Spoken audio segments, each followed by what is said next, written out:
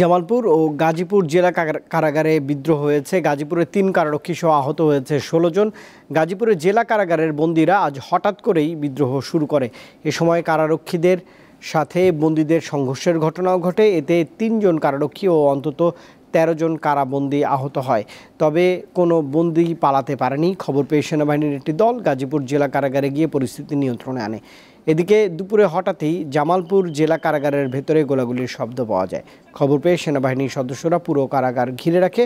কাউকে ভেতরে প্রবেশ করতে দেওয়া হয়নি। এতে শহর জুড়ে আতঙ্ক দেখা দিয়েছে। জামালপুরের পরিস্থিতি জানাতে সরাসরি যোগ দিচ্ছেন সহকর্মী তানভীর আহমেদ। তানভীর, কারাগারের ভেতরের অবস্থা এখন কি দেখছেন? কোনো সংঘর্ষ হয়েছে কিনা? সার্বিক অবস্থা কেমন? হ্যাঁ রুবাই, কিছুক্ষণ আগে যে খবরটি আপনি পরিবেশন করলেন ঠিক এর চেয়ে আসলে ভয়াবহ বাস্তবতা যাচ্ছে। আসলে ঠিক দুপুরের পর থেকেই হঠাৎ করে মুহুর্মুহুর কারা ভিতর থেকে গুলি বর্ষণ হচ্ছিল। ঠিক সেই তার কিছু প্রায় ২০০ ফিটের মতো দূরেই অস্থায়ী সেনা ক্যাম্প রয়েছিল।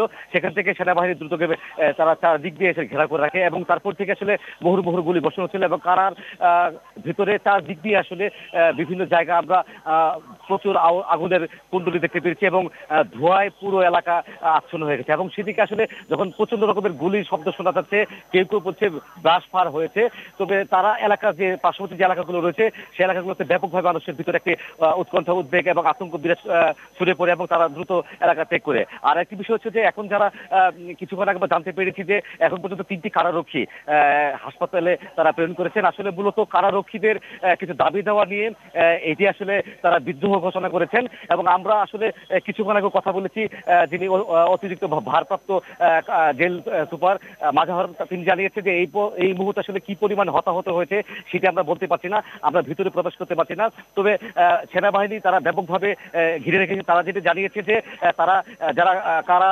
কর্তৃপক্ষ রয়েছেন বা কারা রক্ষী রয়েছেন তাদেরকে শান্ত করার জন্য, মানসিক প্রশান্তি বৃদ্ধি করার জন্য তারা ব্যাপকভাবে কথা বলার চেষ্টা করছেন এবং তারা একটি অংশ আমরা যত যেতে পেরেছি সেনার তরফ থেকে, তার একটি অংশ তারা যদিও তাদের কথা বা তাদের দাবি দেওয়া সেনা কর্তৃপক্ষের কিছু আশ্বস্ত করার পরে তারা মানলেও অন্য কিছু একটি গ্রুপ তারা মানছে না, যার কারণে এখনো মুহুর্মুহুর গুলি হচ্ছে, কিছুক্ষণ পর পর থেমে থেমে গুলি হচ্ছে।